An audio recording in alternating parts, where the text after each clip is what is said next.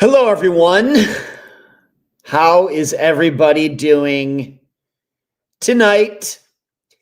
This is Unfound Live for September 8th, 2025.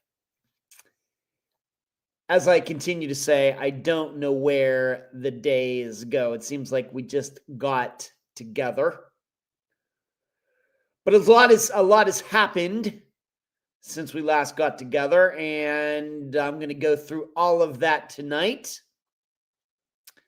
As you are watching or just listening, whatever you are doing, please give this show a thumbs up, whether you're watching on Facebook or on YouTube. And if you're not yet a subscriber to the YouTube channel, hit the button in the bottom right-hand corner. And if you've not yet joined the discussion group on Facebook, you can do that while you are listening tonight. And go to the page, the Facebook page, and maybe give Unfound a nice review there. Follow that page over there. That would be cool. You can support Unfound through a variety of ways. Patreon.com/Unfound Podcast. While you are watching tonight, you could hit the super chat button down below the chat to the one side of the screen. Although I understand on some applications, on certain phones and tablets, things are going to look a little different. You can go to paypal.me/Unfound Podcast. And if you're watching on YouTube tonight, you can hit the join button below. You'll get some things that other people do not. Looking at the title for this Unfound Live, of course, as I've said, the things that are in the title will surely get covered before we are done. First on that list, although I'm not sure it'll be first in the actual progression of the show, as you know, I've started taking a look at disappearances that are well known that still have not yet been featured on Unfound. Just going off of the public material, very much like what I do for the Unfound Nows. Going to take a look at Tyler Davis's disappearance. This is one that got a lot of attention and continues to get some attention. I guess you'd call it the second most well-known disappearance out of Columbus, Ohio, after Brian Schaefer. Going to analyze Tyler's disappearance, things that stick out to me. I had a chance to read some articles that were written at the time and combined my notes into a presentation that I will do to all of you tonight. Also need to talk about Donna Adelson being found guilty. That goes way back to over 10 years ago, to the murder of Dan Markel up there in the Panhandle of Florida. And then we also have new details regarding, remember the story, was it last year or maybe the year before, of the sheriff that went into the judge's chambers? They had video of it. And just outright, the sheriff just shot the judge in cold blood. A lot of rumors, allegations, all sorts of things going around regarding what happened there. And there are some new details out. I'm going to go through those tonight. D, that was last year. Okay, thank you, D. So I am going to go through that and give my analysis on that as well. And if you have any questions you'd like to ask me during the show tonight, please do so. I will try to get to them tonight, as long as they are not too far off whatever the discussion is, whatever I'm talking about at that time. If there's anything that's been a burning question in your mind about anything, as long as it's PG rated and not too personal, I will try to answer it before we are done tonight. Before I go any further, let's see who is in here. Everything, good to see you. Good to see you. Still everything 2023. Still has not moved up to everything 2025. Fine by me. Hello, Amy. D, what's going on? Good to see you. Charles, I'm guessing maybe you're back in Colorado. I hope you and the kids had a great time in Ohio going to the Canfield Fair. I have to admit that I've not talked to your mother about everything that you did while you were there. So I know that you had tickets. I guess there was some band that was going to be there and everything. I'm hoping you all had a great time. Wish I could have been there. Jojo, how are you? Good to see you this evening. D, if I don't fall asleep, I hope you didn't fall asleep, D. You say D's boyfriend broke his wrist playing football, not disc golf. Well, that'll teach him. You play disc golf, the odds of breaking your wrist are a lot lower. Wow, Glenn is in here tonight. Glenn, I know it's been a while. I know some things usually get in the way with your schedule and being able to go to the think tank or the live show. But Glenn, fantastic to see you tonight. I hope you're doing well. Hello, Karen.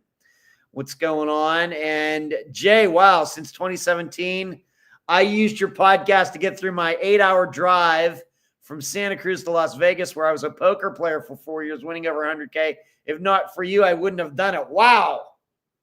Really? That's a spectacular story. Of course, Jay, my former hometown, and I hope that I hope that was a net 100,000 and not just a gross 100,000. But fantastic. I played a little poker while I lived in Las Vegas, but I did okay, but never played enough to ever win that much. I'm really not much of a gambler, to be honest. But Jay, thank you so much. You're very generous, and I'm so happy. Santa Cruz to Las Vegas, all the driving and everything. I'm happy that you came out in one piece. All that driving out in those highways. Who knows what can happen, Jay? You're very generous. Thank you so much. You're very kind. Like Peoples. Hello, Michelle, Stephanie. Yes. We're back in Colorado. Okay, Charlie. Great to be here. Glenn says, I'm glad to see you. 100,000 net. That's pretty good. Golden Nugget. Been in that casino many times. When my brother and his wife and other family members would come out to Las Vegas, that's where they would stay at the Golden Nugget. I've been through that place many times. I remember being in there when they were in the process of making that new swimming area with the slide and the tube and everything. Man, that must have been like 20 years ago now. It seems like yesterday. But spent a lot of time sitting there in their sports book watching games when my brother Michael actually would come out. Spent a lot of time in the Gold Nugget. And, of course, I worked at the Plaza, of course, right down Fremont Street for a couple years. So I know that area well. Thank you. All right. Fantastic. All right. Thank you, Jay. Yeah, the Golden Nuggets. Probably lived there. Golden Nugget, at least at that time, was like really, they turned it into like the highest end casino at the time. I'm not sure what has happened there since. Just looking at maybe some satellite photos and things coincidentally for some disappearances that have been featured. Unfound is featured. I know that they've done a lot of renovations downtown. And I mean, like the zip lining they have at Fremont Street, that was put in after I already moved. And but when I was there, like Golden Nugget was like top of the line down on Fremont Street. That's a good place to live. Okay. Yeah, I lived there. And I loved it there too, Jay. Just needed a change. I've still not been back, but I certainly think about it once in a while. Never stay on the Strip. You're smart. Yeah, that saves you probably some money, Jay. Very good. But what has gone on with me since we all got together last? My trivia team won last Wednesday. The way I remember it, we were in first pretty much the whole time. And so we hadn't won in a while, but nobody had won. I mean, a lot of different new teams had been winning. We were 10 weeks in, and we were the first team to finally win twice. So we went 9 straight weeks with different teams winning. And we had not won since the first week. So that was good. We were due, and we continue to be in first place overall, but it's a tight margin. It's a very small margin with just a few weeks to go. I'm not going to be at trivia this week on Wednesday. I'm going to see Dream Theater with my buddy Dana right over here at the Sound on Wednesday night. I've never seen Dream Theater before. Really not even the biggest fan of them, but the woman who is my singing teacher is a fan. And I thought, well, maybe I should go see them. They're kind of like a symphonic metal band, progressive rock, do like concept albums, and they're from like the Boston area, from the New England states. And so I've been listening to some of their music, kind of getting ready, because most of the music they're going to play, probably songs are not familiar to me, but I've kind of been gearing up for that. But Dream Theater, looking forward to it. And they're all expert musicians. They went to the Berklee College of Music and everything. So really looking forward to it. And the Sound, which is right over here, I can see the venue from my building, where I went to see, if you might remember, I saw 38 Special in Styx there. Was it 38 Special? Yeah. And I also saw Alice Cooper there. You might remember the beginning of this year, my brother and I went. And so this will be my third time going over. That's a really nice place, nice venue. And Dana and I will get together and have pizza before. But that's why I'm going to miss trivia this week. And my team already knows that I will not be there. What else is going on with disc golf? Being that I played badly in Orlando, getting back to basics, myself and my coach. In fact, he sent me a video today. Really going back to basics, almost to the point as if I never played disc golf before. So I'm excited for that, because I have some tournaments coming up, but they really don't mean anything. Really, I'm just playing them because friends of mine are running them, and to show respect to them, I want to play. But so I'm getting back to basics on that. We'll see how that goes. Also with my singing, kind of getting back to the basics on that 2.5 years in. And the reason for that is although my range has expanded, my endurance has expanded, certainly a lot of positive things have gone on over the last 2.5 years. But now that I've had like about 7 lessons one-on-one with an actual teacher, I'm a little bit of a throat singer. And that's a very bad habit to get into. There's certainly singers that can get away with that for a while. But if you ever think about any singers, really dynamic singers who have eventually lost their voices, it's probably because they were throat singers. And really clenching your throat in here and controlling the air going over your larynx and everything by tightening these muscles right, like your shoulders and this part of the body. And it's very easy to do that because that's really how we talk. In fact, talking is the worst thing you can ever do for singing. And but singing is, of course, something different. And you probably have all heard, even if you've never taken a voice lesson, you know they talk about singing from the diaphragm, from your lower abdomen, your stomach. And that's something that has to be learned. It's not natural. So when you're doing, taking singing lessons and you're not really concentrating on that, it's very easy to become a throat singer. And I'm a bit of a throat singer. So really what I've been doing is going back to basics and doing exercises that really work on moving the power from here in this area and down into my stomach and diaphragm lower, like my belly button, around that area instead. And it's going to take some time. And it's in some ways, it's easier practice than what I've been doing. But on the other hand, this is certainly something that takes a while to really, really master. So, like I said, if you can think of some singers who are still getting it done today, maybe like a Bruce Dickinson from Iron Maiden, who's 60, he's how old now? 67 years old and still goes out and sings the songs in the same keys in which they were written from 40 years ago. Or even Sebastian Bach, who's lived a crazy life but can still sing pretty good. And some others. These are, and there's women out there too. These are generally going to be singers who long time ago learned to sing from their diaphragm. Whereas on the other hand, if you start getting in to,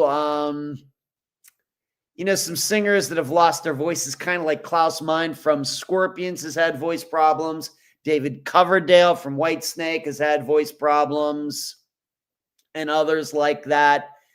Probably their technique going way, way, way, way back just wasn't as good. And these muscles up here will eventually give out. Up here around your neck and your shoulders. Your abdomen is just stronger, pushing that air instead of squeezing it up here.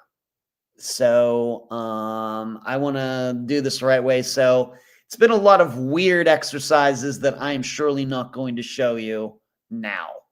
What else is going on? Oh, I know, before we get into this tonight, before we get into the true crime side of the show tonight, I did get a question last week from somebody. I hope that person is here tonight. Maybe it was you, Stephanie. And I was just on a roll from whatever I was talking about last week. And I told that person I'll answer it this week. And it has to do with my biological family. And this is a topic that has come up on this live show, but it's been a while. And I realized just in passing, I'll mention it. And a lot of you are new and you've not heard the story, and then you get confused. Well, Ed, you said you were raised as an only child, but then you start talking about your brothers and a sister. That doesn't make any sense. All right, well, I'm going to go through this as quickly as I can for those people who are a little confused about this. I was born on August 1st, 1970. When I was born, I already had two brothers and a sister. My sister being, you see Charles in the chat, his mother is my sister. They were already generally about, Diane, well, I'm not going to give out their ages. Let's just leave it at that. They were quite a bit older than I was. And I do not think that I was necessarily expected. Let's just put it that way. I'm fine with it. It's totally fine. And so my biological parents gave me up for adoption through Catholic Charities. And a month later, September 1st of 1970, Ed and Loretta Densel adopted me. And that's, of course, where I get my name that I have now, although I'm not a junior. My father has a middle name. I have no middle name. I'm Edward Densel, but I'm not a junior because I don't have a middle name. So I'm not legally a junior. And I'm really, given my dad's middle name, I'm really happy I don't have a middle name. And I've joked about that many times. So I was raised as an only child in Leechburg, Pennsylvania, but they were all from Irwin, Pennsylvania. And then in 1994, they found me through Catholic Charities. Sister Diane, brother Michael, brother Brian, and my biological parents' names were Suzanne and John, were their names. And so I met them. That started in like April of 1994. I'm guessing the first person I met was my sister Diane, maybe in May. And then sometime that summer, I met my two brothers, Michael and Brian. They came out to the house at like the same time. We all three, I still remember to this day, the three of us sitting on the back porch and talking. So crazy. That was over 30 years ago. So crazy. And that's how it happened. And as you see, Charles, who is in the chat, he is my nephew. He and I are really not that far apart in age, given my sister being a lot older than I am. And my brother Brian has two kids who are, John is going to be 40 this year. His daughter Ashley is already 40 something. And they're my niece and my nephew. My brother Michael is like me. He has no kids. My brother Michael lives in the Pittsburgh area with his wife, Patty. And as brother Brian gets mentioned a lot because he lives here. He did live here in Pinellas County. He's the one I probably talk about the most. And he and I lived together in Las Vegas for a while, way back 20 years ago.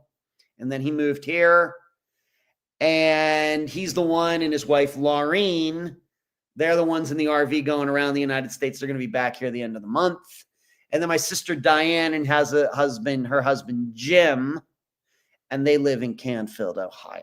And I always make a point of seeing Michael and Diane when I go up to Pennsylvania to see my dad. And my dad is friendly with all of them. In fact, I will go back to 1994 that my parents could not have been more excited about me being introduced to my biological family. I realized that there are a lot of, adoptive parents raise kids and they get worried, they're going to meet their biological family and everything. My parents were not like that. Not even if they were, they never showed it to me. And it ended up eventually, and unfortunately, they're both gone now, and they both died in the same year. My biological mother and my mother both died in 2018. That was a really bad year. My biological mother, Suzanne, and my mother, Loretta Densel, they became like best friends. They'd go shopping together. They came out to see me in Las Vegas together more than once. It just became that type of situation. It was really good because, of course, a lot of adoptive kids, mainly they go searching for their biological families, and it doesn't work out that well. And for me, I would say that it has been the exact opposite. I really can't imagine how it could have gone any better than it did. And it was wild. I mean, it was certainly wild for all of my friends who knew me, high school friends and everything, them finding out. And, my best friends, the Kara Story brothers, they've all met. I think they've met all my siblings, certainly. Brian, Michael, and Diane, certainly. Pretty sure, pretty sure. And, that's the story. And so somebody asked last week, and that is what has gone on over the past, I guess, 31 and a half years. This is going to let me scroll. Yeah. Okay. So that is the story. Michelle says she's seeing ACD. It's DC in November. That is fantastic. That is Life in a Northern Town. Good song, Stephanie. Someone kept telling me I would like Dream Theater, but I never listened to them. I guess you got to do that, Stephanie. Yeah, Michelle Lucky. Diaphragm. Yes, Diaphragm, Jay. Yes, Marcy. My favorite podcasters use of dedicated what you do. Bless you for doing the episode about missing Marine Troy Galloway. Yeah, that was a while ago, Marcy. But yeah, I think of Troy and his mother, Nancy, often. Bryan Adams is excellent at his age as well. He certainly has a good voice. That's a good one too. Yes. Crazy. I'm August 1st, 1971. You're exactly a year younger than I am, Jay. That is crazy. That is crazy. And the funny thing is, I know a disc golfer who is exactly 10 years younger than I am. His name is Kevin. He moved to Arizona. And then I know a guy who I worked with at the Plaza and at the Greek Island, Las Vegas. He was born the day after me. His birthday is August 2nd, 1970. That is awesome, Jay. All right, we're above Leo's. No wonder. There's something going on here. Great to see you, Travis. Yeah, hello, yes. Oh, yep. Amazing family of all around. Yeah, I think so. We share a lot in common, Jay says. I started my career on 12/12/94 and retired January 1st, 2025, 30 years. Servant on the Big Red Engine. Wow. Okay. Thank you for your service, Jay. Yeah, Creed in December for my baby, for my birthday. I don't mind Creed, not the biggest fan. Yes. Yeah, Jay. Okay, Jay. So that's the family story. I realize I haven't told it in a while. But I said last week that I would answer that before we got started this week. So there you go. And I realize some of you have heard it before, and I'm guessing in a couple years, you will probably hear it again. D said, no, I'm not going to see Creed. All right, D, you be you. D, you be you. You're welcome, Jay. Yeah, it was, I guess we were due to talk about that again. But like I said, I would be the same way if I was listening to somebody, watching somebody, and they kept talking about how they were raised as an only child, and then start talking about brothers and sisters. I'm like, what's the deal? What is it? Well, I just showed it can be both. It can be both. And, I have to say, one of the, it's like a science experiment with it. You quickly learn what is biological and what is environmental. And what I've learned is a lot of things that you think environmental are genetic, and a lot of things that you think are genetic are environmental. Regarding me and my brothers and my sister, and how we talk and mannerisms and attitudes toward things and everything. It is pretty wild. It's pretty wild, and it continues to be wild. My brothers and my sister are all very outgoing people, love to talk, love to have a good time. None of them are surely they're certainly strong, but they're not the silent type. You're going to get together, you're going to do a lot of talking, and a lot of different topics are going to be covered.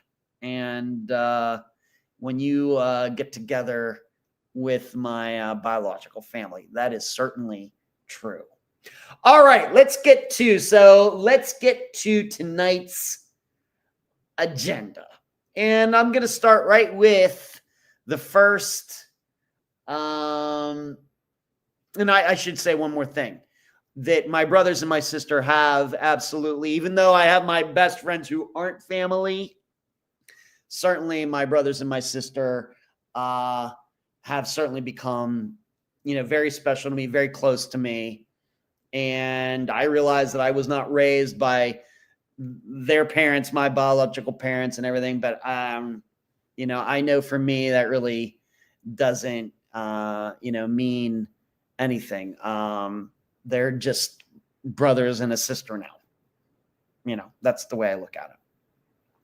So let's talk about Tyler Davis. My perception, probably one of the most well-known disappearances of just your average person, your commoner here in the United States over the last 10 years, I'm going to guess. I'm not saying maybe it's not number one, but up there, given the circumstances and everything. Well, what I'm going to do is I'm just going to go through, like I've done recently. I'm going to just read some but not all of what is written about Tyler's disappearance on the Charlie Project, and I'm just going to point out things that catch my eye. But you should know I've also gone and read news articles that were written about at the time in of course, this is just 2019. And since then, to get a really good 360 view of what the public information is. Before I get into this, I just want to make sure everybody understands. I've not spoken to anybody in his family. I've not spoken to anybody's friends. I've not spoken to any investigators. Nothing, no emails, no texts, nothing. And in fact, I don't even think that I've ever attempted to reach out to anybody, although I do know that his wife recently did an interview on True Crime Garage. I've not listened to it, and it really doesn't surprise me because the True Crime Garage guys are from the Columbus area. Maybe had an inside line there or something on doing that. Fine by me. That's great. Also, I think the reason they've been able to do such great coverage on Brian Schaefer's disappearance as well. So maybe you want to check that out too. So Tyler was last seen in Columbus, Ohio on February 24th, 2019. He and his wife, Brittany, traveled to Columbus from their Wilmington, Ohio home to celebrate her birthday. They checked into the Hilton Hotel of Easton Town Center and met up with a local friend, Sean Hughes. But it's S-C-H-O-N. It's weird. I went to high school with a Sean Hughes. Not the same person. They spent the evening out with him, drinking and going to bars and clubs. And while the three of them were taking an Uber back to the Hilton at close to 3 a.m., Tyler fell asleep. When they arrived at the hotel and he woke up, he was confused and frustrated. I want to come back to that later. And thought they were at the wrong place. He walked away and Hughes followed while Brittany went inside. After about a half an hour, she went back outside but couldn't find Tyler or Hughes. She called Tyler's cellular phone. He returned her call at 3:37 and said he was just going around the block and we'd be back soon. He did not return. A few minutes later, Hughes returned to the hotel alone. Multiple times, Brittany tried to call Tyler but got no answer. At around 4:10, so approximately over an hour since she last saw him, Tyler returned her calls and said he was going through the woods and could see the hotel and would be there in 5 minutes. He sounded, quote unquote, confused at the time. He hung up, then called back immediately, but when his wife answered, she could only hear 4 seconds of silence before the line went dead. She tried to return the call, but it went directly to voicemail. At 4:30, the friend Hughes left, Sean Hughes left. He lived only about 10 minutes away and decided to go home. Tyler never arrived at the hotel room and has never been seen again, and all calls to his phone have been gone straight to voicemail. Brittany initially thought he might have passed out outside or been arrested. She called his parents at 9:30 a.m., so like 5 hours later, and she notified the police 90 minutes later. The police didn't start investigating Tyler's disappearance for days, as they thought he had just had an argument with Brittany, run off, and would return soon. Where have we heard that before? Mainly with women. They admit their failure to start looking for him immediately was a serious mistake, so nice of them to admit that. Surveillance footage at the Hilton showed Tyler walking diagonally away from it through the Easton Commons condominiums. And you should know I looked at some Google satellite views. I've never been to this area, but I did take a look at the Hilton, and then he went down here and kind of went over to this bank parking lot and then kind of went in a southeast direction. I did take a look at it. This is the last time he was sighted on camera. The Google tracker on his phone indicates he was walking around the Huntington Bank complex on Stelzer Road and asked his phone 4 directions back to the hotel. While he was in the Abbott Foods parking lot, either he shut his phone off or the battery died. Brittany has taken and passed a polygraph about her husband's disappearance. They have a young son together who was being looked after by Tyler's parents while the couple was in Columbus. Now, if you are really familiar with this disappearance, you know that a lot of attention has been put on Sean Hughes, the friend who was with them, given that he went with Tyler, but then he came back by himself. And he was there, and I'm not, saying I believe any of this, but, if you go to Web Sleuths, you go to Reddit, and although I've not been there recently to look at what people are saying, but I remember back at the time, and of course, this is after Unfound got started, 3 years later. A lot of suspicion put on the friend and the wife. There was something going on there. Of course, we had this guy who went missing from years and years ago up in the panhandle of Florida, where we now know that the guy's friend and the missing guy's wife were having an affair, and they set the guy up. Remember, I forget the name now, but they made it look like he fell off his boat while he went fishing, and then his remains were found, and they found out it was all so those two could get married later, and there was insurance fraud. Is that all ringing a bell? I'm sure it is. I just don't remember the name right now. Kate, hello, Kate. Jay, take care. I've got to be there for the wife who's on shift at 7. Thanks for all you do. All right, Jay, thanks for stopping in tonight. Hopefully you can catch the rest of this later. Thank you for the compliments. Thank you for being very generous. I really, really appreciate it. So you have a great night. Thank you. So as you can understand, totally natural. I don't think it's necessarily underhanded or outrageous for initially people to think, well, did the Sean and Brittany do something, or did Sean by himself? Those kind of suspicions don't necessarily surprise me. We're talking about the disappearance of Tyler Davis, D. So what do I make of this? I don't want to get, anybody can do any theorizing, but what are the points about this factual account of his disappearance that catch my attention, kind of reading between the lines? I should say that I guess anything's possible. Could he have gotten picked up by somebody? Yes. Could he have walked off and be dead in the woods around there? Yes. Could he have, be in some weird place like where Daniel Villarreal ended up? Yes. Could he have gone off to start a new life? I guess. Statistically, maybe some of those aren't maybe probabilities, but the facts don't really point us in necessarily any direction. However, I can understand why just the general public might look at a disappearance and automatically think foul play.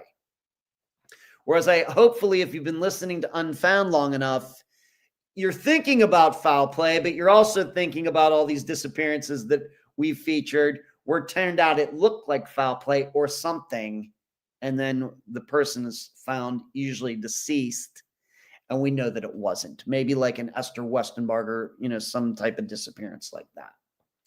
So the first thing in reading that account that catches my attention and really should catch your attention is him waking up in that cab and not knowing where he was. If this cab ride had been a couple hours, let's say it's a bus ride or something, going somewhere and you fall asleep and you wake up and you're on a highway somewhere and there's just trees going by and everything. You could be like, well, where are we? How long have I been sleeping or anything? How long could this taxi ride have been? That he doze off and he wakes right back up and he doesn't know where he is. I mean, like I said, we've all been there. We go on a trip, we go and stay at a hotel and we wake up and then we forget that we're not at home. Those things happen. This doesn't sound like that to me. So I have to start wondering, was he that drunk? Was he or are they doing some things chemically that they shouldn't have been doing? I think, could he have been, now, of course, he's not that old. So what kind of medication could he have been taking that might, not mix well with alcohol? I suppose many could, even for young people. Could we be talking about that? That is the first thing in this account that really, really gets my attention. This just does not seem natural. As you all know, I don't drink. I've never been drunk or anything.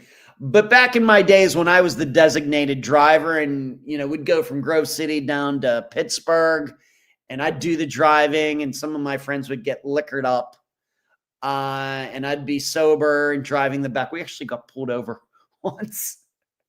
I think the cops thought they were going to catch a drink. I don't know what happened, but, we got off scot-free. I wasn't, of course, drinking or anything. But, I don't remember any of those guys ever waking up and not knowing where we were. And maybe it did happen, but this just sounds unusual to me. It also is weird to me how did Brittany just allow him to walk off? I'm not here to put suspicion on it. I wasn't there. I'm just going by, did she think that he was like going to walk around the block? Did he say that he was going to go to the local 7-Eleven? Did he say, well, I just need to get some fresh air, walk around the block? We don't know. Maybe she talks about it in that interview she recently did. I don't know.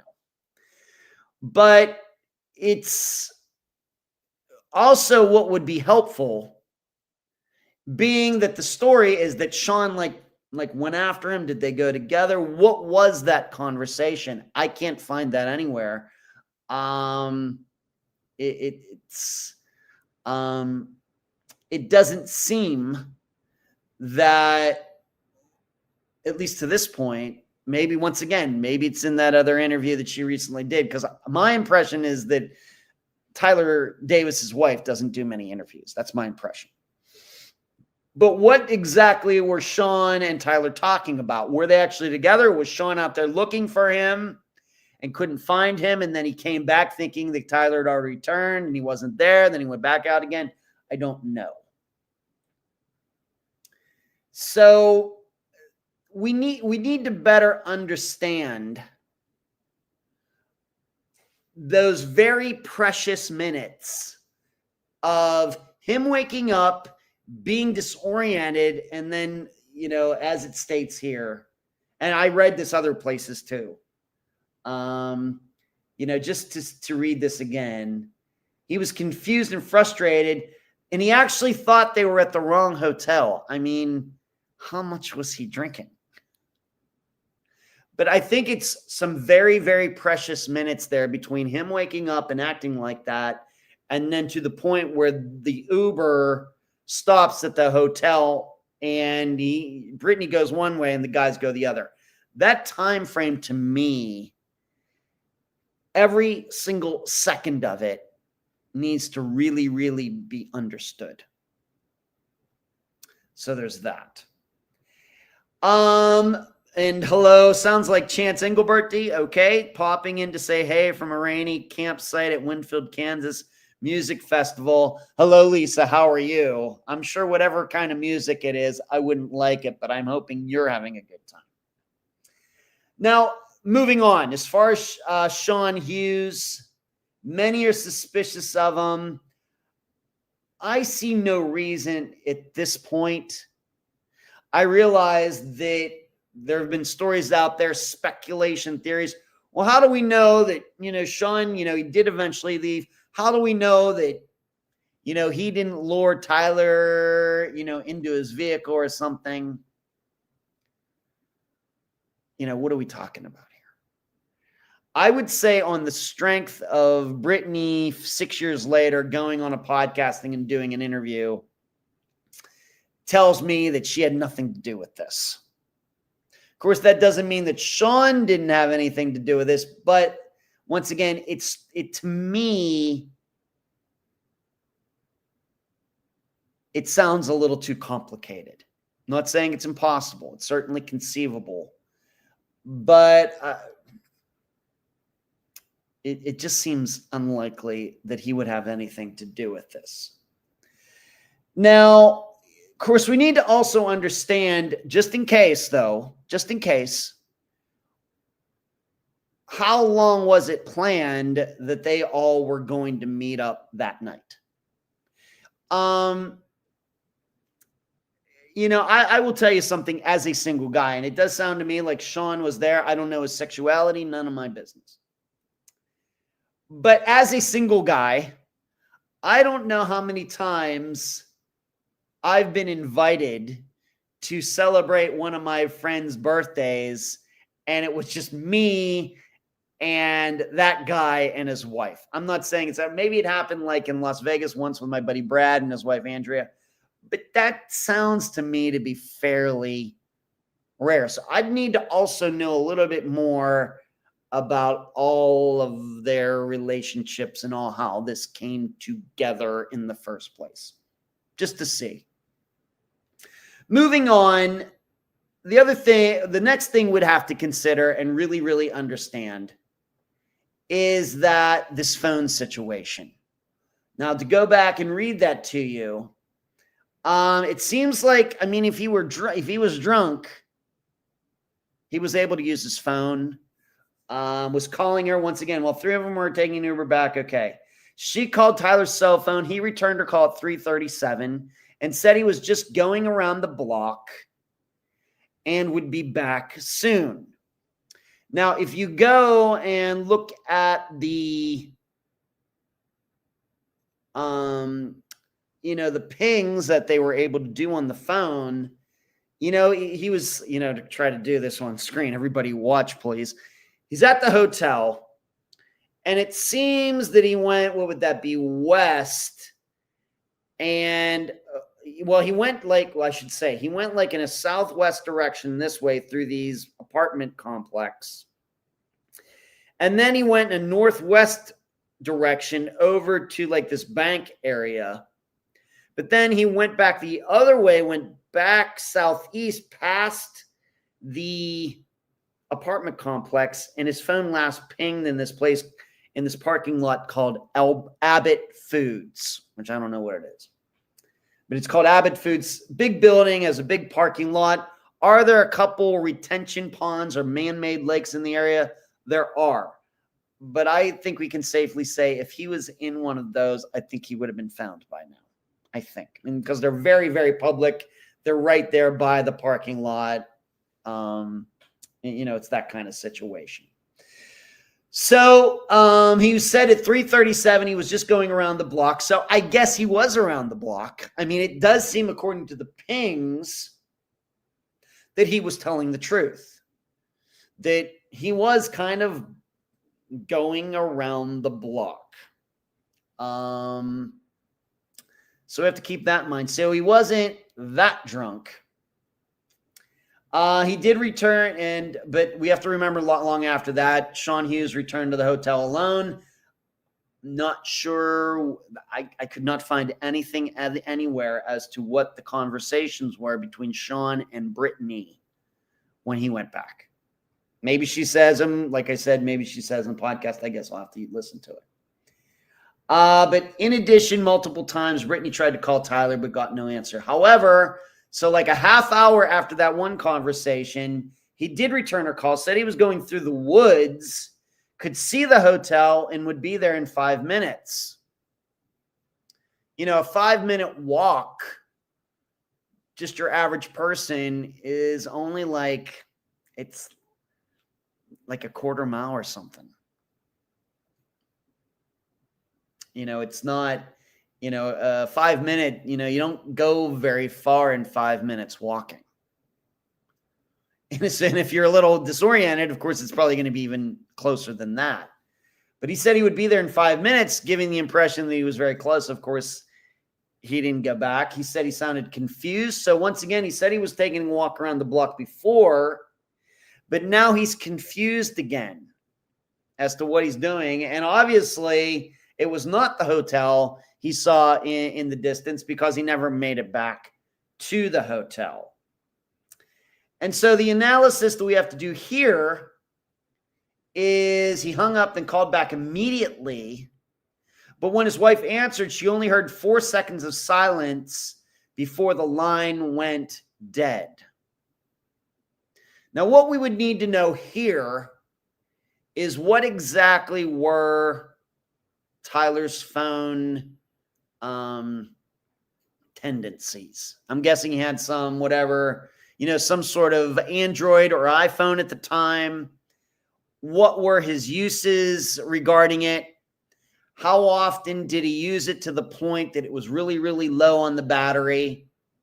I will tell you, for me, even though I use my phone quite a bit, I could probably start using it just regular use at 8 a.m.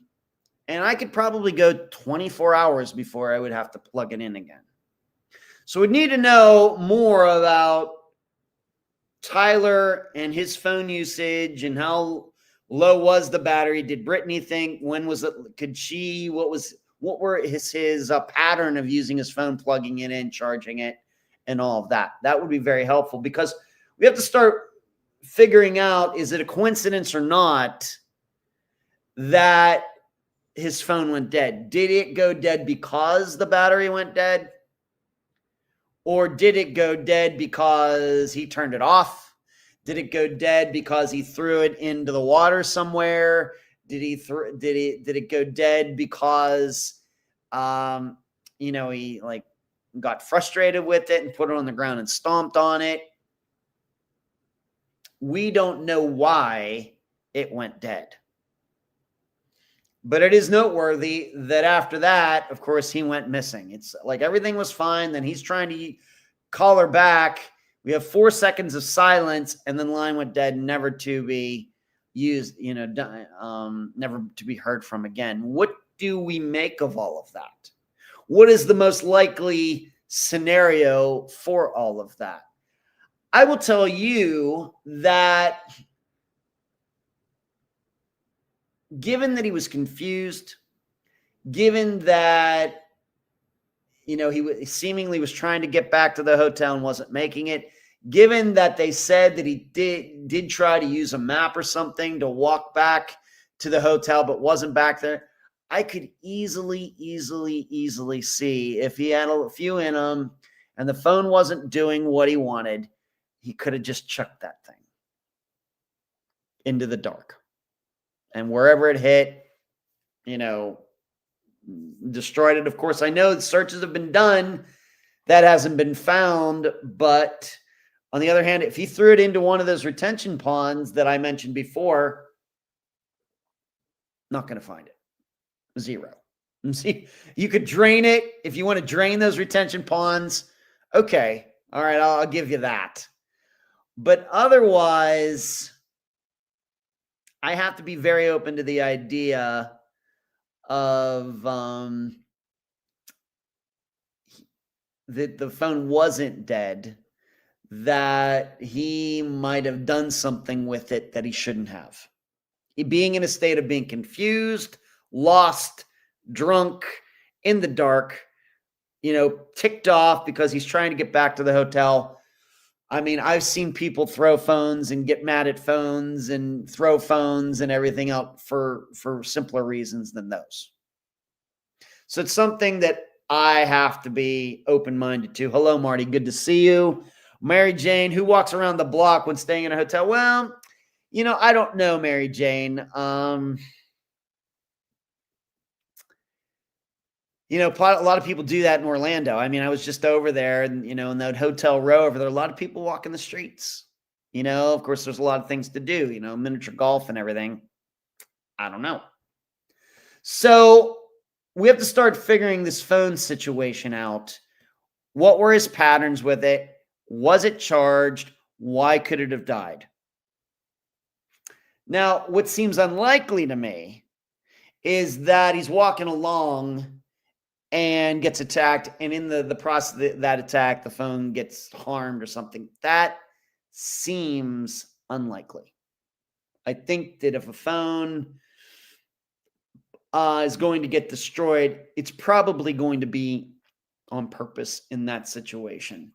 And, I don't know if he had like I have, of course, a case on my phone, and I drop it all the time and it continues to work. Was his in a case? Most people do have cases on them because we all have stories of dropping phones and cracking screens and everything else.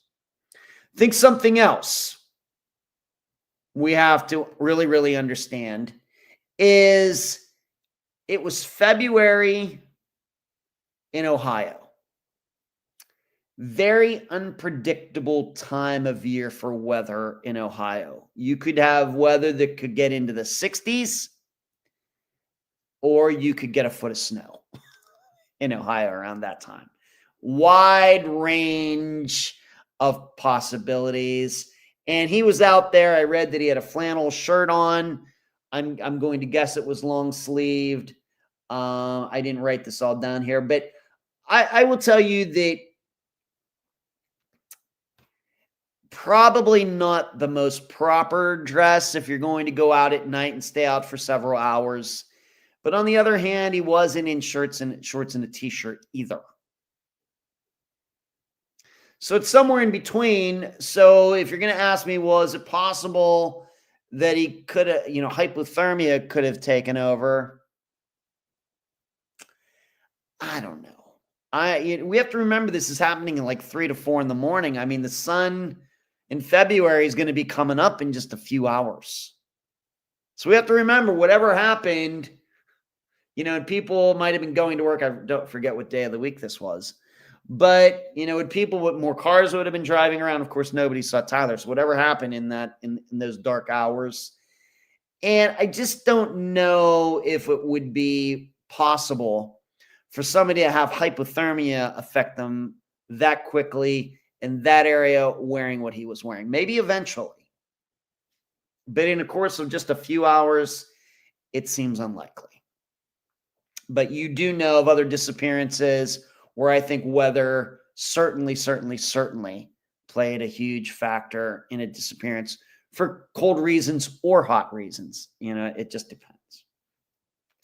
So what is, now that so these are things that catch my eye, reading this account and also reading some actual news accounts from the local Columbus area about Tyler's disappearance. And of course, like I said, you can go on Reddit, you can go absolute, you don't get any information. It's just theory after theory and conjecture here, conjecture there.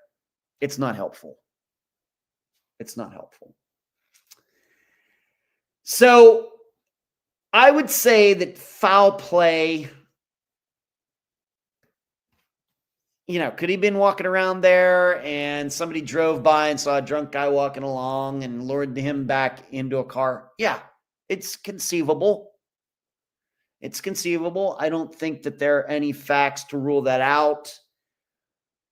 But this is more and more then starts sounding like the smiley face killer, thing that we now know as a hoax. So it seems unlikely. I also should mention that even though I'm talking about a bank and a hotel, we do have all these apartments there, people living there, and there are houses in the area as well. Doesn't seem like any of those people ever came forward. Could we be open to the idea that, was he stumbling along into somebody's yard and went up to some door to, knock harmlessly because he was lost and then got shot and somebody covered it up? Conceivable. Once again, I don't think that's very likely. But, we just had a story, what was it, out of Texas or something or somewhere else where, some kid was playing ding dong ditch. That's where you go up and ring the doorbell and then take off. The homeowner shot the kid to death. So it does happen. But I do think, as I've already mentioned, we have to remember Daniel Villarreal, who wandered off in the Phoenix area, was eventually found in somebody's pool house at least a few years later. Who could have predicted that?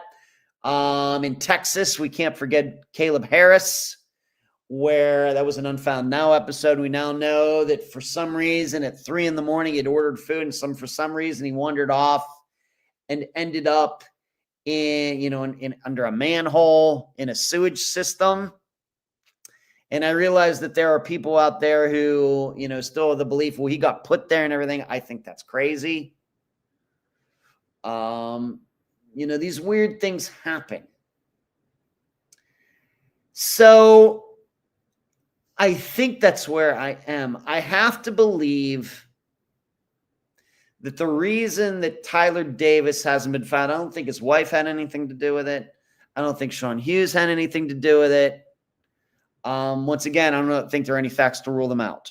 But if we're just going by being that Jay earlier was talking about Vegas and poker, but if you just want to play the statistics, if you're going to Vegas and you get to bet on outcomes for disappearances, the odds on murder are this, the odds on person walking off and starting a new life for this, that you know what I mean if you've ever been to a sports book. My money would be on the idea that Tyler Davis, for some reason, somehow got into a place that is like I said, like Daniel Villarreal, Caleb Harris, in that area where nobody would think to look, because everybody, we have to remember something. I'll keep bringing this up. Unfortunately, when people do searches, they think logically. They're thinking, well, surely he or she wouldn't have done this. We're going to go look in the most likely areas. That's the bad way to do it. Instead, you should be thinking from a statistical point of view, meaning most likely you never rule anything out. Everything has a certain percentage of chance of happening, if only a sliver. If only a sliver. Because when you start thinking logically, you automatically start ruling out things that actually could be true. Actually could be true. And that certainly, I don't know if that happened in Daniel Villarreal's. That certainly happened with Caleb Harris's. Everybody went out to search for him. Of course, I'm sure we probably cannot even count how many people walked right by that manhole or that little building or whatever it was and never thought for a second that he could be in there.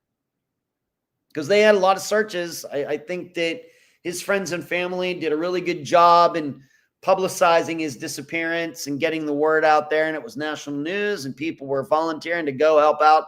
I'm sure every person who was there went right by where he was ended up being found and never thought about it for a second. Very, very sure. Very, very sure. I'm guessing this is a very similar type of situation. Now, I don't know what that exactly means. I've never been there. I realize that satellite views help and street views help, but certainly it's not like being there. And when you start getting into, something that is actually, on the fringe, when I say anywhere, it could be anywhere. Now, given that it's been 6.5 years, this is really, really, really, really has to be something that is really, really, really, really unique. Certainly, I know in looking at the map, there was some forest area, woods area to like the west of where the Abbott Foods area or the business is. You have, like I said, those retention ponds. But like I said, if you went in one of those retention ponds, he would have been found right away. Because he wasn't in a car, wouldn't have sunk and everything. And I don't think those retention ponds would be the type where if somebody goes in them that they're going to stay on the bottom forever. I don't think so. We also have to remember there's the highway that kind of borders to the east. So I don't know if he could have walked that way without going across the highway. And I have to believe even at 3 or 4 in the morning, he might have had a good chance of getting hit. So certainly there are woods there and other more normal places that could be searched. But I have to believe that it's something weird. Something that is on the fringes. I don't, it's just, You know, when you talk about a phone last pinging, like, you know, did he, you know, we start like, what was it? Who was it? Alyssa Lamb, remember her? Of course, she was having some mental issues, sure, mental issues. I'm not exactly sure what was going on with Tyler, but I mean, she's in that elevator and she thinks people are following her. And, you know, she rides the elevator and somehow gets onto the roof and goes in the water tower. I'm actually thinking something like that with Tyler Davis. And so that's why it's hard for me to say, well, they need to go search here. All I would say for any searches that happen in the future, that don't allow your logic to take over. Just be very open-minded. Whoever shows up, if it's 10 people, 100 people, be very open-minded if you're going to be going through that area again. Because obviously we had a very confused guy in a certain state. Now, if you're going to directly ask me, well, Ed, do you think it's possible that, you know, he went off and started a new life? No, I don't. I don't think this is some sort of dissociative fugue or amnesia, or, you know, he knew what he was doing and changed his name to John Doe and moved to LA. I really, really, really, really don't think so. There's nothing to rule that out. It's still a little sliver of the statistical probability. But I'm pretty sure when this is solved, it's going to be something unusual. What that means for that particular area of Columbus, I don't know. Like I said, though, I am going to try to make some time. True Crime Garage is not usually a podcast that's on my list. As you know, I listen to very, very, very few other true crime productions, mainly because I do enough. I get plenty true crime just doing my own. You know that I listen to The Consult, but not every week. I listen to Jason Blair's, not every week. But I will maybe have to see what she has to say. And maybe next week I can do a follow-up, you know, just going by what she said. If you're going to listen to it, I would, if you're going to listen to what she has to say over there, I would not be suspicious of her.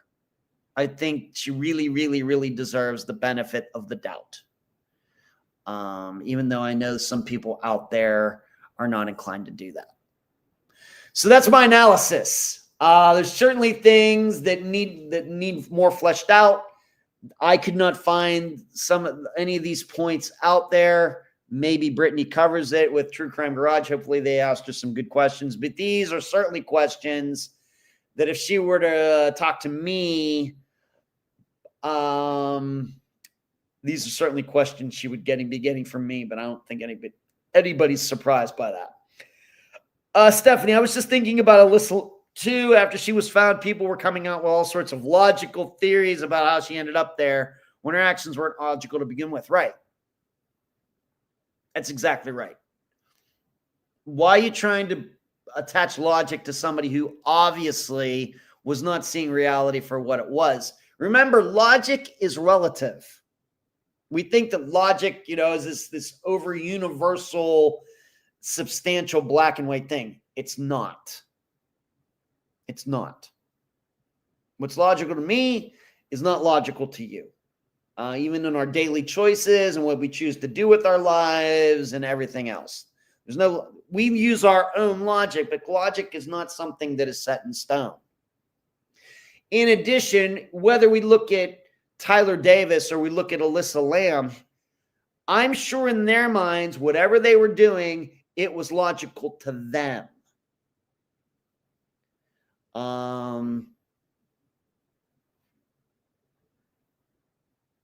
Okay, thank you, MT.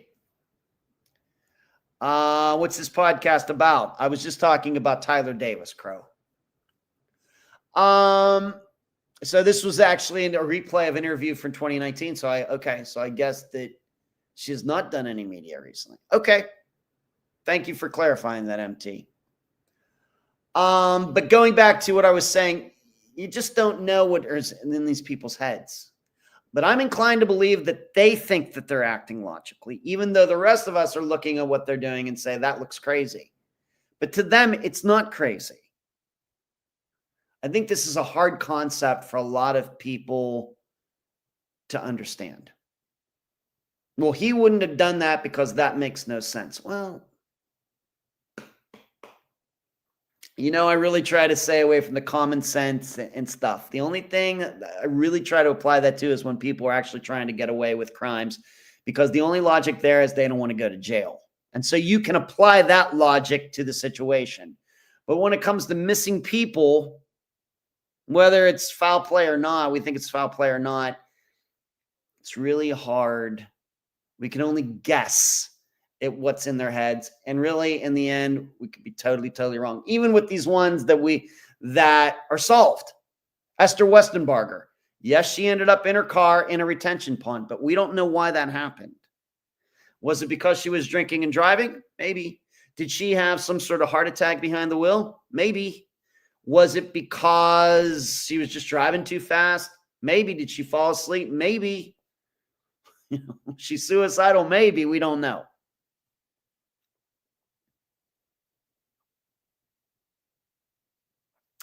Chris says, I'm sorry, this just came up on my feed, and I see you have a lot of videos. True Crime 411, how often do you go live? Every Monday night at 9 p.m. Eastern, Crow. I've been doing it for almost 8 years now. Thank you for finding it for the first time, though. But I was just talking about Tyler Davis, just doing an analysis just with the facts that are out there. But thank you for finding all this. Yeah, I do have a lot of videos. When you do a podcast for 9 years, you're going to have a lot of videos. Partake in all of them if you would like. Thanks for tuning in for the first time. I appreciate it. So that's Tyler Davis. So that was from 2019.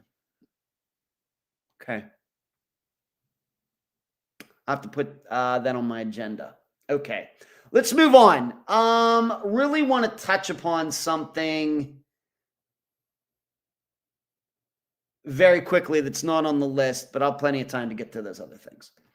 Hopefully you are signed up on the email list for findjodi.com. So this is the website for Jodi Huisentruit. And of course, we featured Jodi's disappearance way back in 2019. You know that Caroline Lowe is a very good friend of mine who is over there at findjodi.com. Well, she did a recent interview. Mason City, Iowa now has a new police chief.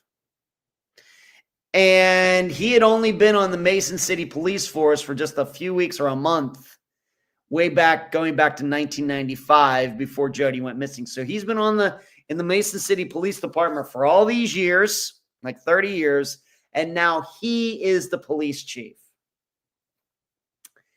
And so I would urge you to go to findjodi.com and read the transcript of Caroline's interview with him. How much interaction she or they have had with him over the years, I have no idea. But he is now the new police chief. So he's overseeing all police stuff in Mason City. Of course, then Jodi, I think I don't think he was ever responsible for Jodi's disappearance at all during that time. Of course, he knew about it, maybe talked to some of the other people who were responsible for it, but he has never been this is my job. It's not been anything like that, but he is now the police chief.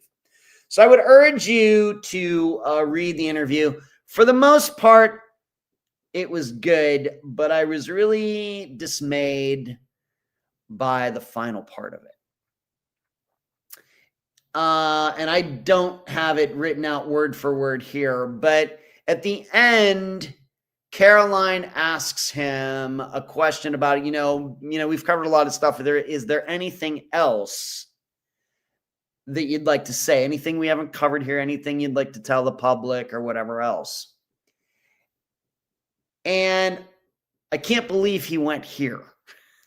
It's the only thing he said to finish the interview is that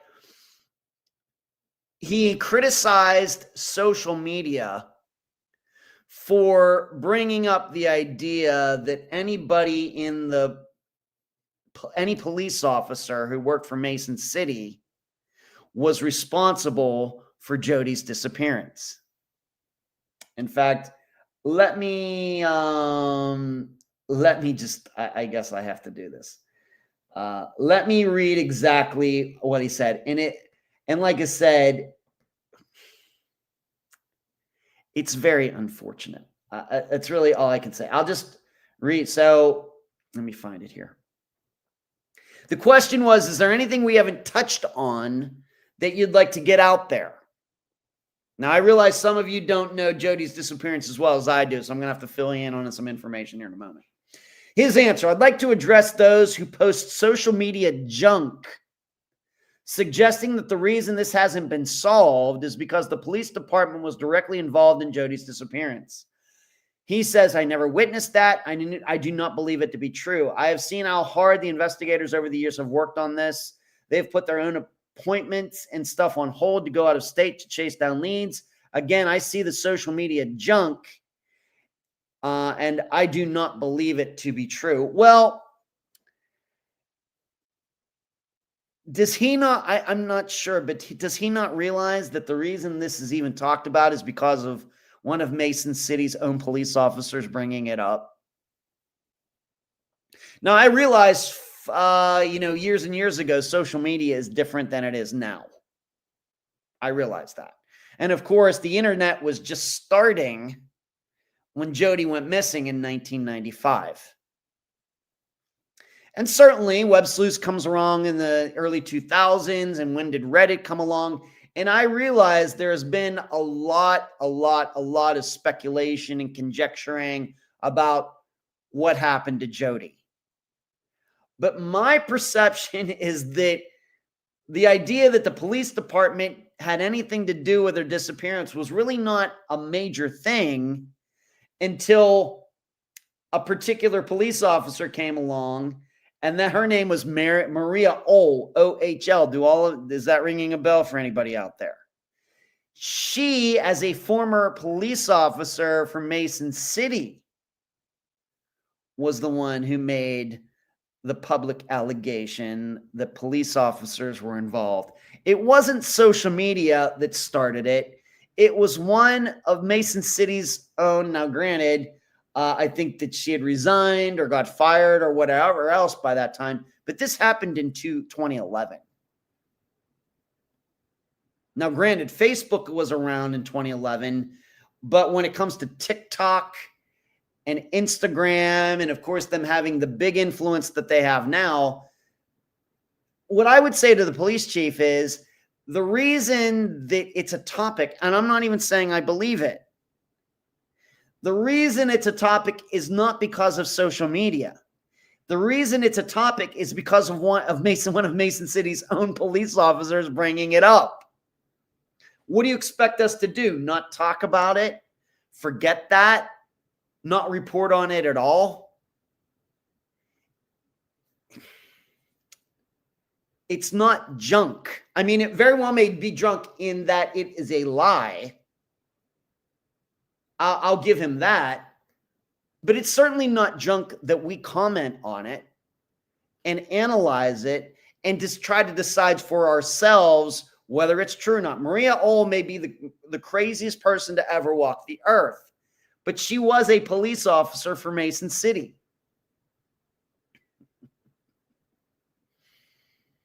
It wasn't some informant who made that allegation. It wasn't some serial killer in Iowa who made that allegation that the police did it. It wasn't some investigative reporter who made that allegation. It was one of Mason City's own police officers. And I think that, can I do a Crow, you'll just have to go. That's not really what I do. I come here every night, Crow, with an agenda of things I want to cover. You'll have to go listen to that episode. It's the Jodi Huisentruit disappearance. She went missing in June of 1995. It's a very prominent episode. A lot of people have covered her disappearance. I would urge you to check out my coverage from like 5 years ago, but a lot of different people have covered it. She was a reporter. She got attacked going out to her car at 4:30 in the morning, never to be seen again in 1995. So, to listen or to read what he says, it makes it sound like social media just like cooked this up out of nowhere. Like I talk about like the 3 a.m. people on Reddit. That's not what happened.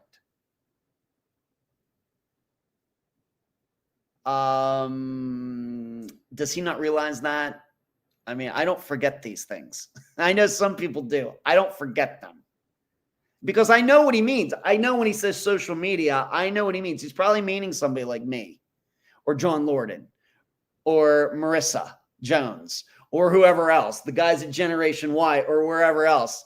Podcasters were mainly on social media, whoever. We didn't come up with this idea.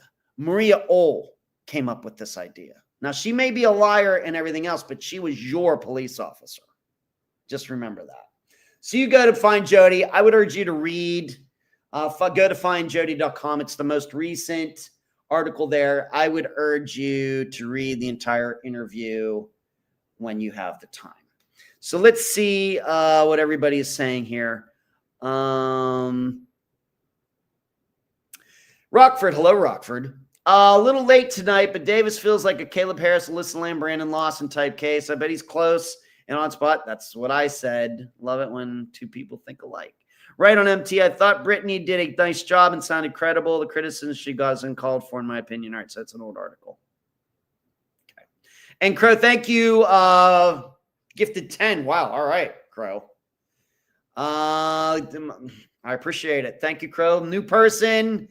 Gifting memberships to others for a subscription to the channel. Crow, thank you very much. As a new person, of course, I love finding out about new people, listening to the podcast, partaking in the all the YouTube videos. I can be reached anytime at unfoundpodcast@gmail.com.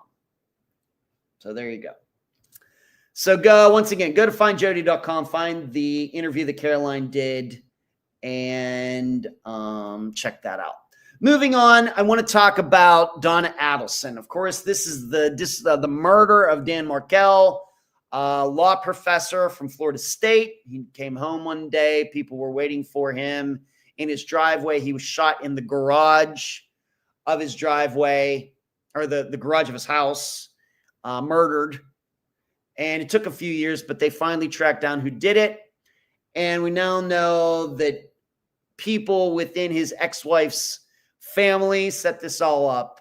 And it was actually a couple of Latin King gang members who were eventually the triggermen on this. But this certainly now we know started with Dan's ex-wife's brother, some woman in his life who had access to, who knew these gang members, and now his ex-wife's mother, Donna Adelson, has now been found guilty, and she's going to be going to jail for a while. You might also remember that when they finally did bring her into custody, she was actually at the Miami airport preparing to take a flight to Vietnam. I don't think that there's a direct flight from Miami to Vietnam, so it was probably a connecting flight, but the final place, according to her ticket, was she was headed to Vietnam, and you will not be surprised they do not have an extradition treaty with the United States. So went to trial, went to the jury, found her guilty, and a lot of people, of course, we're going back 11 years now to when Dan was married. And I will tell you this, Chris, this is before Unfound got started.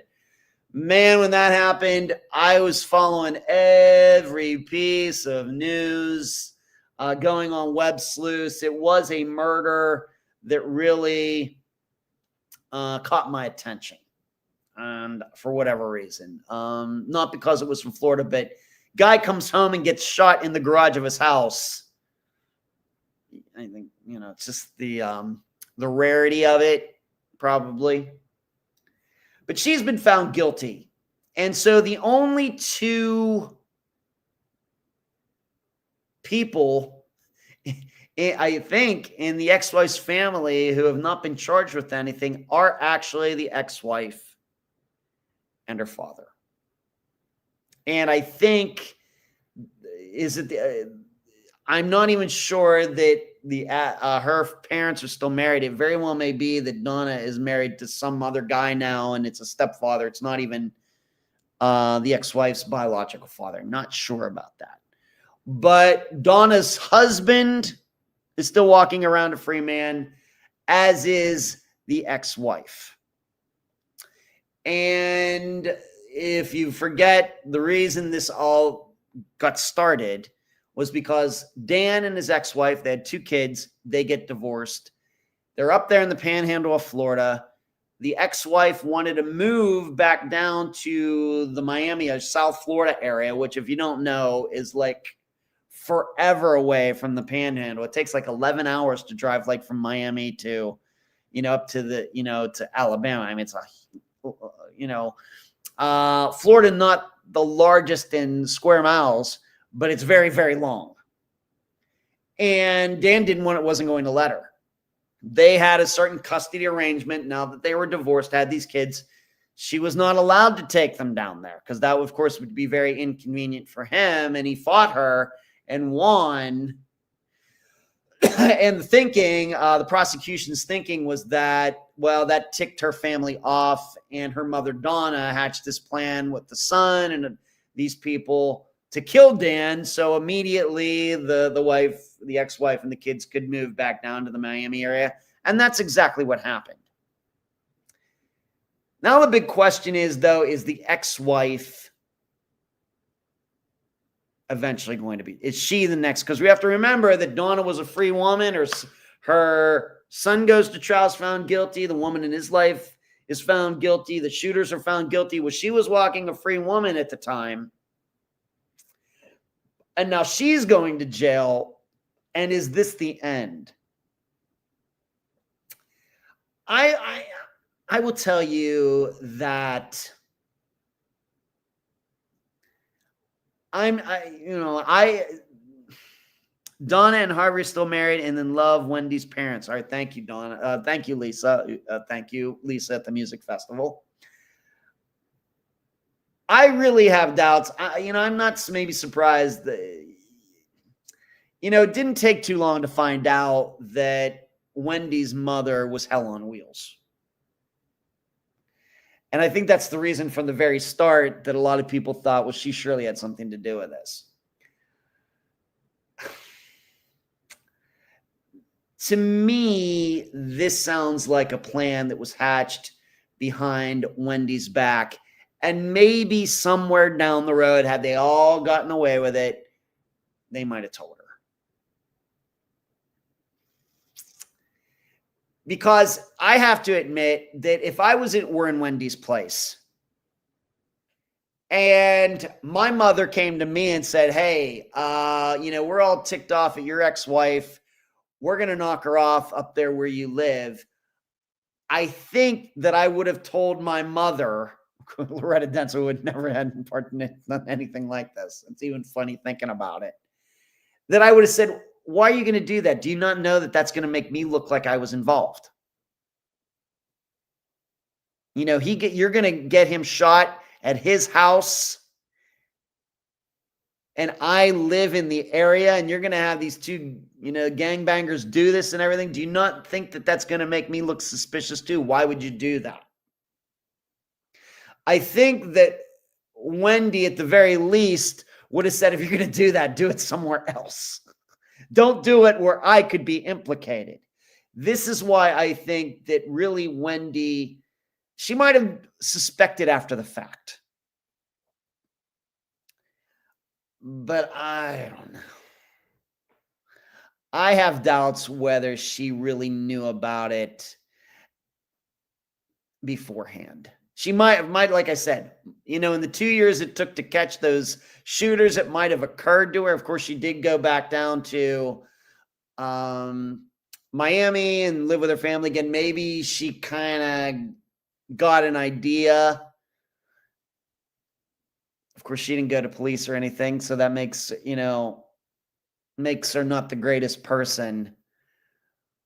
But I think that if they thought that she had anything to do with this, they would have charged her with something by now.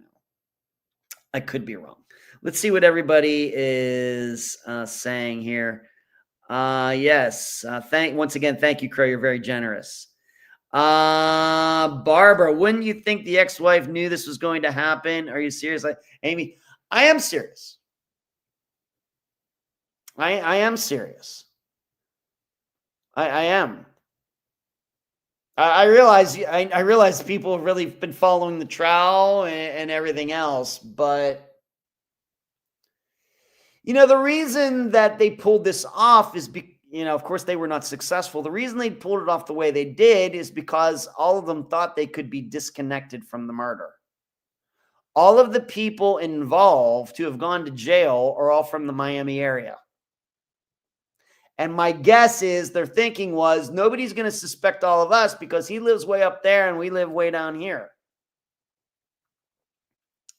Why would they commit a murder in the area where the ex-wife lived? Would that not make her look guilty? And surely they would not wanted to have done that, I think. Yeah, I realize once in a while people disagree with that. You watch tomorrow, she's going to be charged. I might get this wrong, but I think what I'm also knowing, being that I don't have kids, but I know many of you do, would you not do that for your kid? I know a lot of parents wouldn't, but I also know there have been a lot of parents over the centuries who wanted to kill their son-in-law, their daughter-in-law. And what I think is that they would do it without telling their daughter or son that they were going to do it. There's a lot, it's even jokes about, monster mother-in-laws and everything else. And I think I'm inclined to believe that if they're going to do something like that, they would do it as a favor to their son or daughter and not make sure that son or daughter could not be implicated, because why? It's a gift. I know it's a horrible gift. It's a very, very, very immoral gift, but they are doing something for their son or daughter, and they want to make sure that their son or daughter cannot be implicated in it, I think. Mother-in-law issues are common, but getting stuck with one who has street gang connections is not level. Yeah, you'd be surprised, Rockford. Yeah, is next level. Yeah. Well, it was kind of the 3 degrees or 5 degrees of separation. It went from Donna to her son to some woman that the son knew. Maybe they had a relationship one time, and then that woman knew, the gangbangers that went up there. So I just think that they thought that they were giving their daughter, Wendy, a gift. We're going to kill Mark. It's going to be good for all of us, I think. And like I said, I think that there have been, of course, most in-laws don't end up doing it. But think about it. How many in-laws have wanted to kill, their son-in-law, their daughter-in-law for whatever reason for centuries? And usually when we think about that, we don't think about then that in-law is going to involve their own son or daughter in the murder. They're just going to figure out to do it some other way. So I guess that's also what I'm thinking. Yeah, they had a relationship, all right. Yeah. Okay. But I also want, something, even though this is a murder and not a disappearance, there is something that can be learned from all of this. Whether Wendy was involved or not, whoever was involved, it doesn't matter. Rarely can complicated crimes be pulled off by amateurs. Now, we know what they were thinking. We can now see how they hatched all of this. They thought, well, we're going to get these 2 guys who seemingly can't be connected to us. They're violent felons anyway. We're going to get them a rented car so it can't be traced. They're going to drive up to Tallahassee, 11 hours away. They're going to follow Dan around and kind of get an idea for his patterns and everything else and make sure this is pulled off when the kids aren't around. And then they're going to vacate. They're going to come back down here. They're going to take, put the Prius back to the rental and everybody goes on with their lives. On the surface, it seems like a great idea. But it's not. It's a horrible idea. It's a stupid idea. Why? Well, first of all, you have to forget about all the cameras that were involved that police could use to trace everything back. And they got the faces of the guys driving the cars and they got the license plate and everything. So what I'm saying here is a lot of times when it comes to disappearances, people come up with these very complicated schemes on how things were pulled off. And this is why I usually counsel against coming up with those ideas. Because even when you have a situation where people from far away, they get people who have no problem killing for money, and they're somewhat disconnected, even though it's a couple degrees of separation, you're using a rented car and everything else, people still got caught. Now, it took a while. It took a couple years.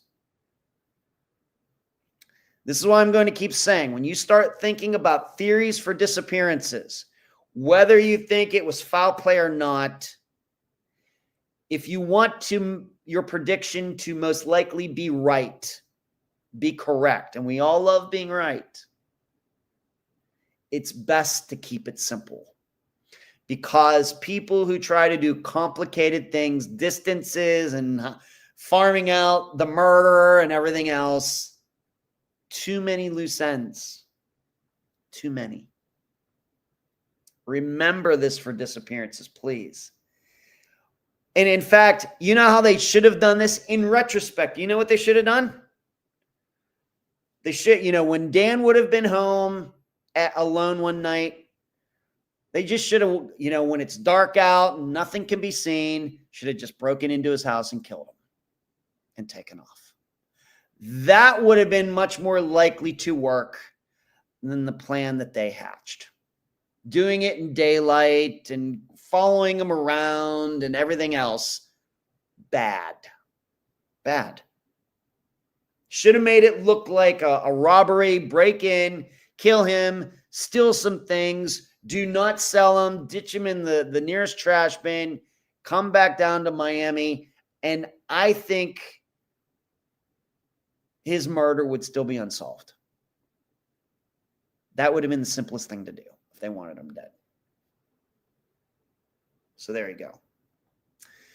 But we'll see. Amy and some others, you may end up being right that Wendy's going to be charged and some other people are going to be charged. I guess we shall see. But I'm doubting it. All right, let's move on. What do I still have to talk about? The shooting sheriff.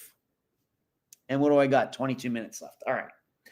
A Kentucky judge who was allegedly killed by a local sheriff didn't have a relationship with the county's top cop's daughter, according to new grand jury testimony.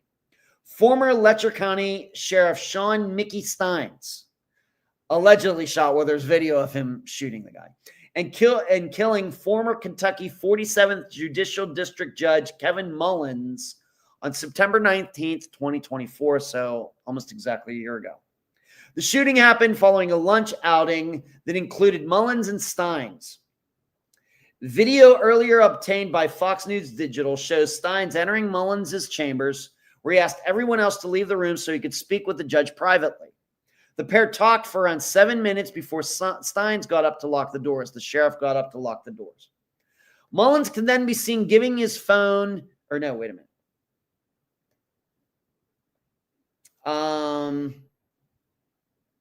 Yes, Steins got up to lock the doors, the sheriff. Mullins, the judge, can then be seen giving his phone to Steins, who made a call that went unanswered. Steins can then be seen walking toward Mullins when police said he fired at point-blank range. Steins has pleaded not guilty. Kentucky's State Police Detective Clayton Stamper said during grand jury testimony that Steins' wife denied that her daughter had any contact whatsoever with the judge. The daughter also denied speaking with the judge. Stamper said there were rumors about the girl having some kind of relationship with Judge Mullins, which Steins' wife and daughter denied. 2 Whitesburg police officers who initially responded to the shooting said Steins came out of the courthouse with just like a blank look on his face. He takes his pistol out, lays it on a table that's just to the right of the doorway, just inside the courthouse, Stamper said. He made a statement like, they're trying to kidnap my wife and kid or something like that to one of the officers. Stamper told the grand jury that Steins' wife and daughter had no concerns regarding their own personal safety, adding no evidence existed to corroborate any statement that they had been kidnapped. Documents show Steins underwent a mental evaluation at the Leslie County Detention Center just 4 days after the shooting, which found he was still in an active state of psychosis and had no recollection of the recent past. The grand jury testimony was briefly made public on September 3rd before it was sealed. Steins' attorney, Jeremy Bartlett, previously responded to online rumors about the phone exchange in a statement to Fox News Digital. Steins had attempted multiple times to contact his daughter throughout the day, and including the time while he was in the chambers. So the sheriff's trying to contact his daughter, and he tried to contact her from the judge's phone. Some had speculated that the phone's exchange indicated some kind of relationship between the judge and Steins' daughter, which Bartlett said is untrue. Steins had been experiencing paranoia that his family was in danger prior to the shooting, which was caused by a civil lawsuit where he was named and deposed. Specifically, in the approximate 2-week period prior to the incident in the judge's chambers, pretty much all the witnesses the investigators talked to support what those close to Mickey had said as well. And that's simply this: the sheriff had become extremely paranoid. He'd become sleepless, basically wasn't sleeping. He slept little if at all. He had sort of become withdrawn. And, it was such a concern that his coworkers urged him to go to the doctor. And he ultimately did the day prior to the shooting. So everything that you read about how he used, that the judge's phone, they used the judge's phone and the daughter's number was on the judge's phone, that's not true. And in fact, the sheriff had been trying to call his daughter all day, and then he grabbed the phone, and I think what he did is he just dialed his daughter's number. I think what he thought was that his daughter was ignoring him. I think that's what was going on there. He's calling his daughter. She's not picking up. She's not picking up. She's not picking up because he's calling. So he decided to use somebody else's phone. And when she didn't pick up with that, he got paranoid that the judge had done something to her because he was already in a paranoid state for days before that. So in his mind, once again, this is going back to what I said before. We all look at the only reason he would have shot that judge logically is if the judge did something to the daughter. Once again, you can't look at it logically. You can't. You can't do that. Because here's what I know. The sheriff thought he was acting logically that day. Whereas we can surely say he was not acting logically that day. But I'm sure in his head, as it says in this article, he believed that his wife and daughter were being kidnapped by somebody. Not true. Well, we know what he was doing, and not talking about what we know that he was doing, and not talking about the sheriff. And I realize there are allegations that the judge was a sexual pervert, or he was, I don't know if he was going to swingers parties. I don't, and I even saw in the comments section below this article, people still writing about that, where it's clear in this investigation that this had nothing, whether that was true, it had nothing to do with it. The problem is that the sheriff, and, if you get into this deeper, what you find out is the sheriff wasn't a very good guy. One of his deputies had gotten in trouble for something. He was all pissed off about that. He tried to make sure that this deputy didn't get fired, but he did. And he might have thought that, some things are going to be getting, once again, it even says here that a civil lawsuit of some type had been brought against the sheriff in the weeks before this all happened. He was not a good guy. But this is this is no different than Alyssa Lamb, given, once again, being that I brought her up before. This is just a different version of that, except Alyssa Lamb didn't kill anybody. But I think we can think of it this way. If Alyssa Lamb would have had a gun that day in that hotel, I think it's very possible she would have shot and killed somebody. It might have even been probable. We're lucky she didn't. Instead, she just killed herself. It's very sad. But if she had had a weapon, she might have killed people in that hotel because she was obviously paranoid. We need to look at it more in that vein than anything else. This is one of those things where, so many people were so quick to jump to the sheriff's defense. Well, that judge did something to the daughter, and he went in there and found out about it. And man, he was so good. Like, it's like that very well-known video from like over 40 years ago, had to have been in the 80s. Remember, there was the guy, his son had been raped, and the rapist had fled, and he got brought back to town on a bus or airplane, and here the father was waiting there. Remember that? Many of you know about this.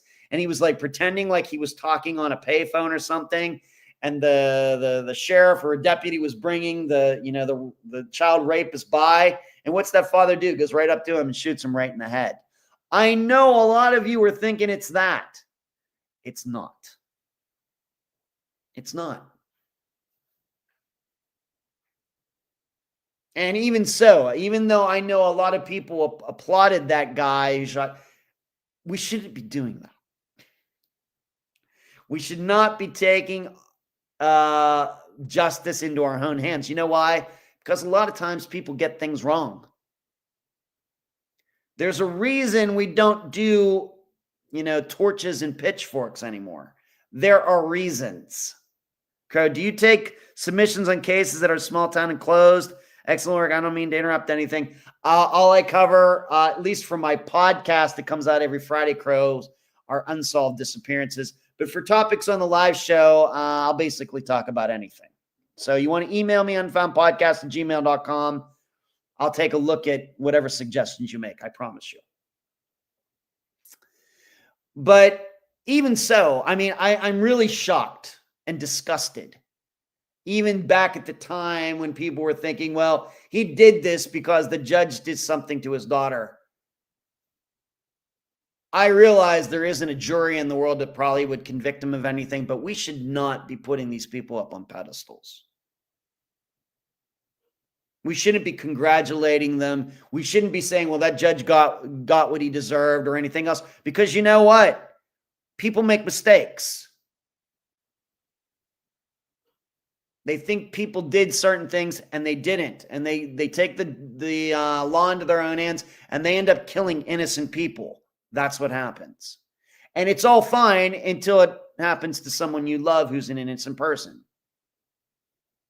It's all great until that happens. We should not be condoning this. Whether this, if all the conspiracy stories are true or not, none of this should be supported or condoned or applauded or congratulated or anything else. It's all horrible. But also should remind us is that, cops are people too. Police officers have sleeping problems. They get paranoia. They have mental health issues. And, they are not robots. They make a lot of mistakes. And certainly I have to believe that if this sheriff was in his right mind and had not been paranoid and had been getting his sleep and everything else, that he would not have shot this judge. He would not have. And in that way, this is no different than like these school shootings that we find out about. You know, these young people who have these manifestos about this, about that, about the world, about government conspiracies, and then they go to schools and shoot them up and then end up getting killed or shooting themselves. This is no different than that. We don't applaud those people, so we should not applaud the sheriff either. It's all the same thing. It's all horrible. We need to stop it. As I've talked about many times, we have a huge mental health crisis in this country. A lot of people are getting killed by these people with mental health issues. And I'm not just talking about homeless people. I'm talking about people with jobs and families and cars and houses and everything else. But a lot of innocent people are getting killed because we cannot get a handle on the mental health issues that we have in the United States.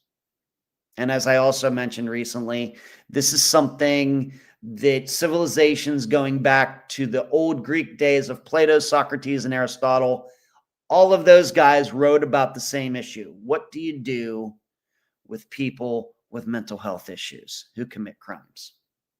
Who surely, if they didn't have those mental health issues, they wouldn't have done it.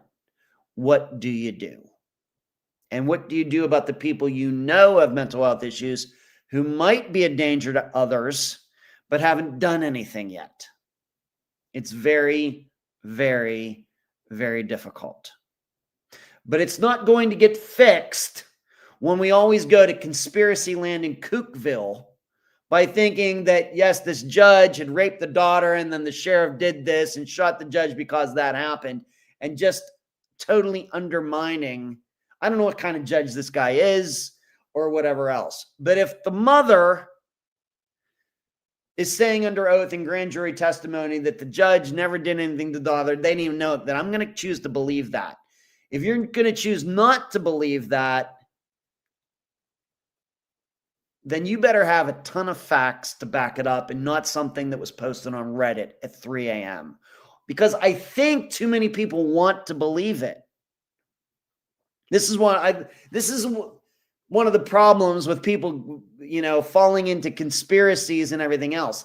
I think they want to believe. They want to believe. They don't know this judge, but they really just want to believe he's a bad guy. Why do you do that? What is it within your personality and your makeup and your attitude toward the world that you'll just so automatically believe something bad about somebody without any facts, except people just able to post anything they want online? What is it about you that wants to believe the worst in everybody?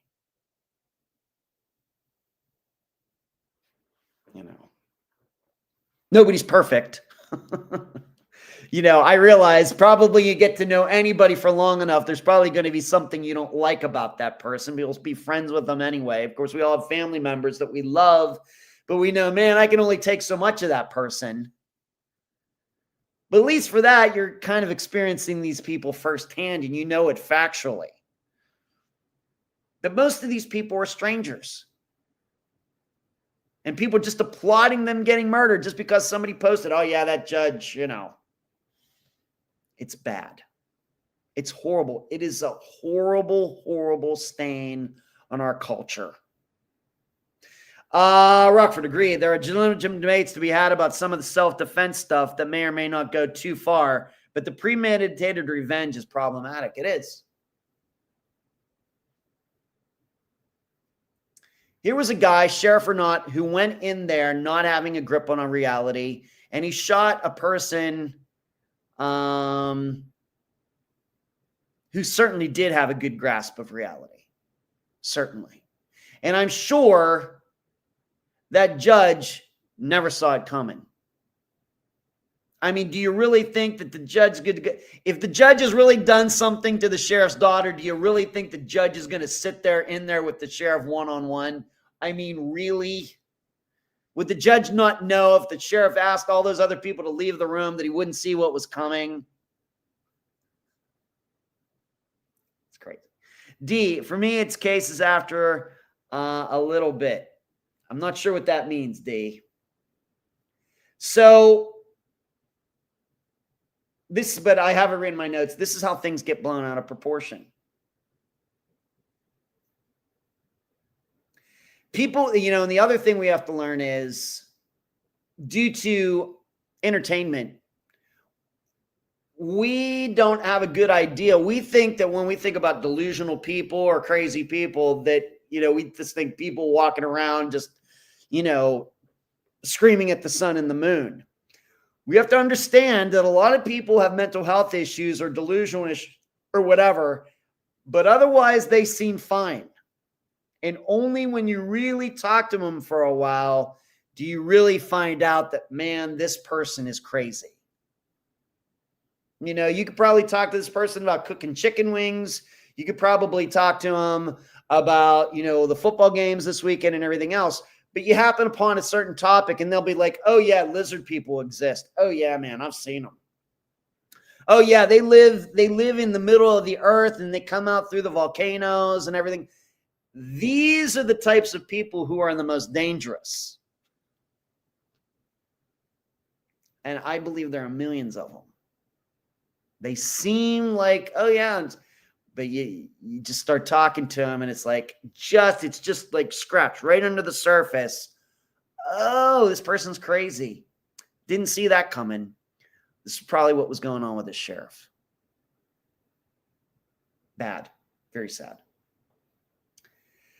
What else is going on here? I want to remind you of of course, it's already been recorded, but my upcoming appearances on the Silver Linings Handbook podcast, September 23rd and September 30th, where Jason Blair and I discuss Native American disappearances. In fact, he's already released a little clip of something that I said about law enforcement on reservations, making the statement, I would rather have 17 knowledgeable officers on Indian reservations who really, really know about disappearances than 50 who don't. I said that during the interview, and I certainly mean it.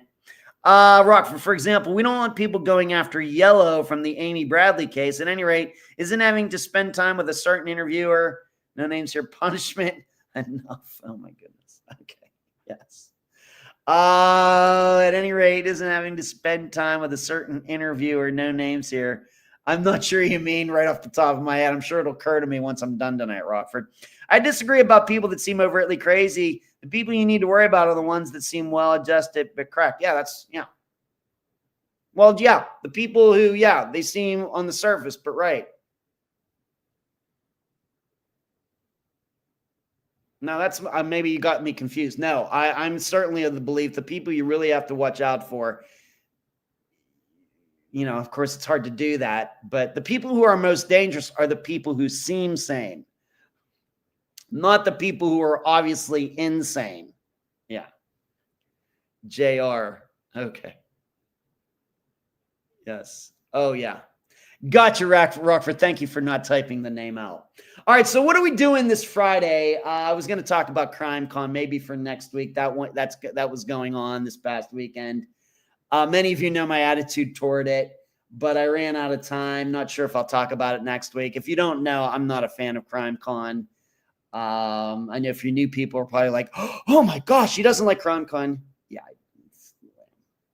So this Friday, where are we going? We're going to Sturgis, Michigan, not Sturgis where they hold the big Harley Davidson rally. There is a Sturgis in Michigan. And we are going to cover the disappearance of Brittany Shank, S-H-A-N-K. She is on NamUs. She is on the Charlie Project. She went missing on November 30th of 2018. Her father, Greg, is the guest. I did that interview last night. He did a spectacular job. And the big thing with her disappearance, it's going to be like some disappearances that we've featured before. Cars left behind, a driver or passenger running off into the night. We've covered a few like those. The question here, though, is we are going to analyze whether eyewitnesses can be trusted regarding of a man who was allegedly with Brittany. And if you do any reading or anything, you'll know what I'm talking about before Friday gets here. But this is what we're really going to have to think about this Friday. We know how eyewitness testimony is not very good, but the problem is these eyewitnesses are Brittany's grandmother and her cousin, who seemingly saw the same guy. The problem is nobody seems to know who this guy is, and he may or not have had something to do with Brittany's disappearance. We also have a 911 call of recording that's out there that I will try to make available as well regarding her disappearance. So I have to work on that. But that's what we're doing. Brittany Shank, Sturgis, Michigan, November 30th of 2018. And there's a lot of stuff that I had to avoid for this disappearance, some craziness regarding this disappearance. Some things that have gone on that really, I think people just bringing attention to themselves. So I had to avoid that for this disappearance as well. Her father, Greg, though, good guy, is the guest. That's all I got for tonight. Thank you for watching, listening. Crow, thank you for your generosity. Jay, wherever you are out there, thank you for your generosity. Anybody new listening or watching tonight, really appreciate it. Charlie, say hi to the kids for me. Everybody keep your heads on swivels out there. Do not become a victim. Do not end up on my podcast. Good night.